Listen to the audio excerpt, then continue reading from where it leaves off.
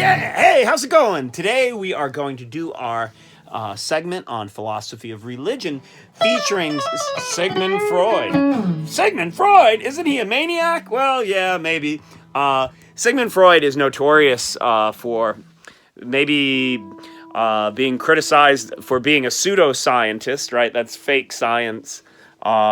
As well as saying implausible things about women. There's no shortage of people who point out that Freud at times seems to say things that are shocking and crazy to most people. However, he's doing something difficult, trying to understand the intersection of biology to consciousness, right? So he tries to write about the unconscious in significant ways that no one or very few people had tried to do previously to him. Sometimes it's remarked that people like Eduardo von Hartmann and Arthur Schopenhauer influenced his theory of the unconscious, right? So what the heck is the unconscious? Well, your body knows how to maintain itself, and it's kind of organized, right? So yeah, your body does things without you even thinking about it, right? How does it know how to do those things? And Freud is trying to deal with that problem. And so he's been criticized quite frequently on many different grounds for different reasons. But today we want to just look at some of his claims about psychology and religion. He has this idea that when we're young children, all of us desire the feeling of safety and security. That's very important. And who are the people who usually furnish that for us? Well, maybe parents, maybe the ideal father figure, and that relates to his concept of God. He believes God is a projection of an ideal father figure onto the cosmos. So if this view is right, like when we grow up, we never give up that really deep-held desire to feel safe. And so, like, think about when you're a kid, the first time you hear lightning or thunder, it might scare you, but, you know, your parents, or your father or your mom or whoever's taking care of you, in a way, has almost like a God function, because they let you know everything's gonna be all right. And so Freud is trying to understand religion as a kind of wish fulfillment. The reason people believe in God is, he says, that they really want to believe in God. So there's a psychological dimension influencing what people either choose to believe, or maybe they don't even choose to believe it, or not choose. So in psychology, you often hear descriptions of what are sometimes called defense mechanisms that prevent people from seeing reality as it actually is, right? So rationalization and denial. Rationalization makes up evidence for something we want to be true, and making up means to synthetically or falsely generate it, whereas denial is the opposite. It refuses to consider some evidence, right? And this is, by the way, useful for considering contemporary political disputes during our age of pandemic, right? Sometimes people will refuse to believe something, even if they're offered evidence for it, because they're in denial, right? So what this suggests is sometimes people are hostile to truths that undermine their favored version of their concept of the world. So, you know, grandma dies. Oh, grandma's not dead. I can still smell her apple pies, right? So if someone's really traumatized, grief counselors often point to a series of coping mechanisms that people go through.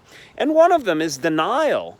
Denial allows you to block out information that would require you to reconsider your account and view of reality. And so that's Freud is thinking about the belief in religion as a wish fulfillment in our short selection called Future of an Illusion.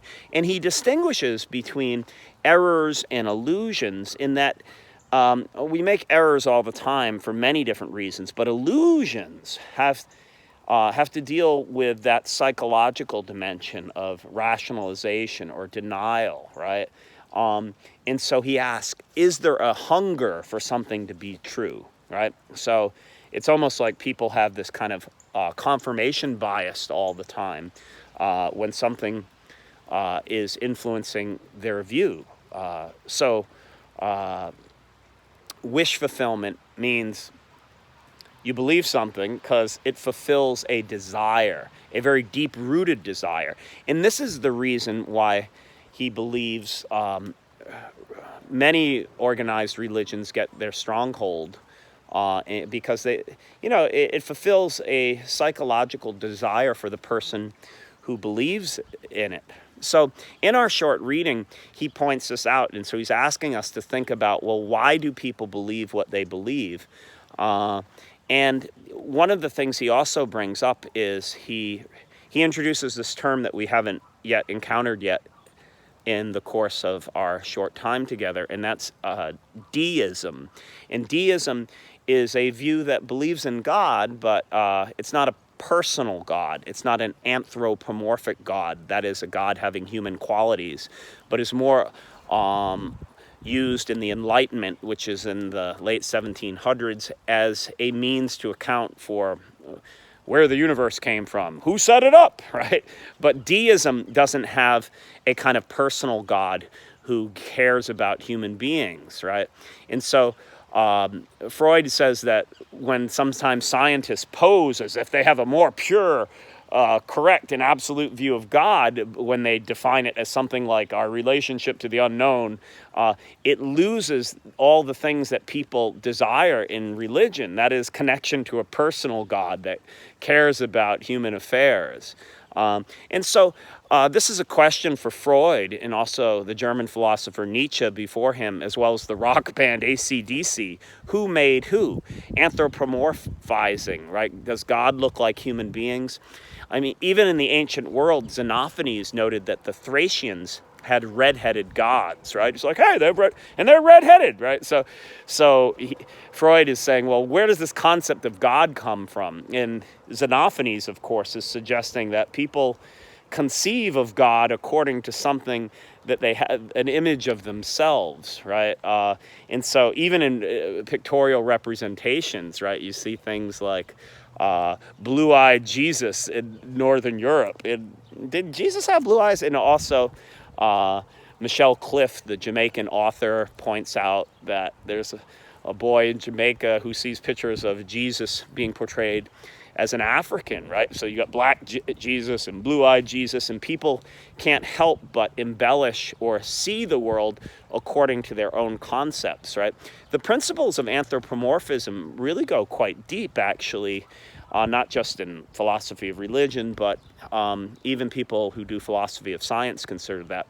So before we cut out of Freud today, it might be worth recognizing that Freud wound up analyzing dreams too, and he's famous for saying sometimes people might have hidden meanings in their dreams. Fascinating claim, which winds up influencing the history of aesthetics, that is, philosophy of art. So in the 20th century, there became this theory called the semantic autonomy theory of language, where meanings exist independently of the author's intentions, right? And, well, how does this cash out in terms of aesthetics? Well, usually we think of, what's the meaning of this play? What's the meaning of this sculpture? What's the meaning of this painting? If you ask the author, they know, or they have a privileged insight, and so they can tell us what the true meaning of a work of art is. But after Freud said, well, sometimes people have dreams and they don't know the true meanings of their own dreams, that sort of mode of interpretation was used to interpret art, right? So maybe there's a meaning in the work of art that even the author doesn't even know. So you can't just ask the author and then settle all disputes. And of course, Freud has other influence on surrealism, people like Salvador Dali, who try to express the unconscious through the conscious, as well as Cubism and a couple of other isms. Okay, that's all the time we have for Freud today.